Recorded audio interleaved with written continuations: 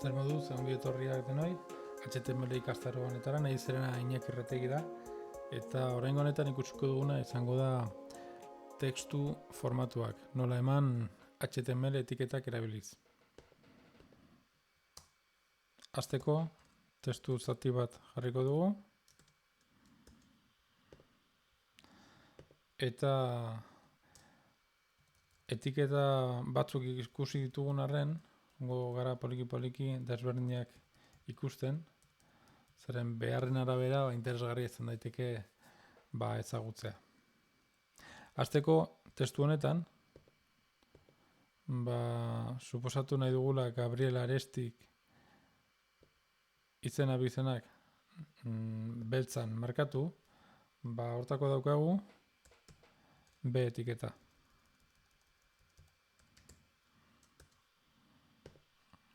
Ikusten duten nola ikusten den markatuagoa.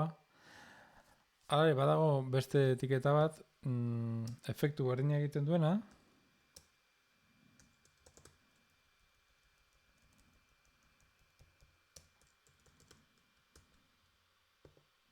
Ikusten dute itxuraz berdina dela, baina kasu honetan ez da gauza estetikoa bakarrik, baizik eta gainera nabigatzaile edo bilatzaile batek ikusten badu strong etiketa erabiltzen dugula, ari gara esaten, hitz hori garrantzitsua dela gure webgunean. Hau da, semantika bat emango dio. Beste etiketa bat, I edo italik da. Hau ezaguna zaigu. Eta honekin egiten duguna da, etzan da jarri. Gauza berdina gertatzen da EM eta irekin, EM etiketak egiten duena da garrantzi semantiko bat eman, baita ere. Beste estetika honekin, baina garrantzia emango lioke. Irekin estetika hutsa emango dio, eta ez dioke garrantzi berezik emango Gabriel Aresti hitzari, baina EM erabiltzen badugu, estetika berdina lortzen dugu, baina gainera, ari gara esaten bilatzaileei, Gabriel Aresti hitza garrantzitsua dela. Beste etiketa bat da Mark izenekoa, eta honek azpimarratu egiten du. Besterik ez. Baita ere daukagu small,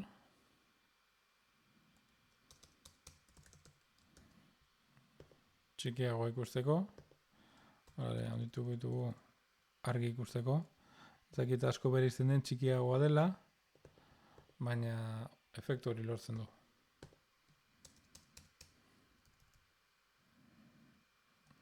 Beste bat da adibidez del. Honek egiten du, tatxatu. Eta beste formatu bat da azpimarratzekoa, ints izenekoa.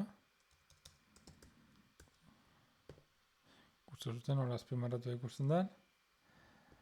Badago beste bat dela sub azpikaldean jartzeko. Hemen agian ez dauka zentzu handirik, baina adibidez jarriko bagenu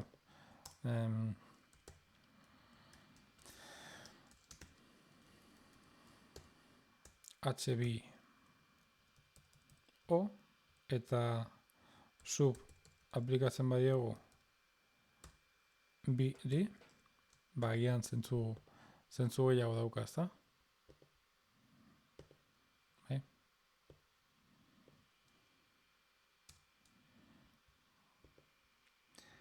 Eta beste bat da, justu kontrakoa, sub. Hemen bai agian ez dauka zentzurik Gabriel Aresti gora agotea, baina agian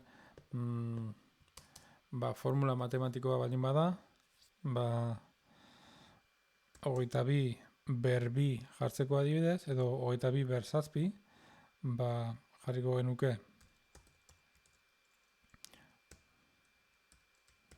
horrela, eta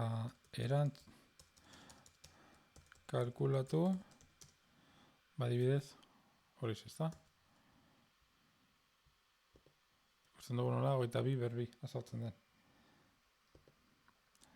Eta amaitzeko, badago etiketa bat dena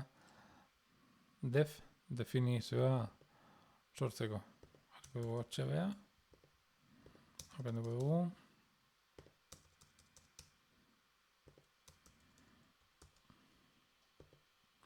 Eta honekin lortzen duguna da, nahiz eta estetikoki P den gauza berdina lortzen dugun, bari gara esaten nabigatzaile eta bilatzaileei elementu hau, testu hau, definizio bat dela. Hauek dira aipatu nahi dituen formatuak eta elkar ikusko dugu hurrengo bideoan. Eskerrik asko.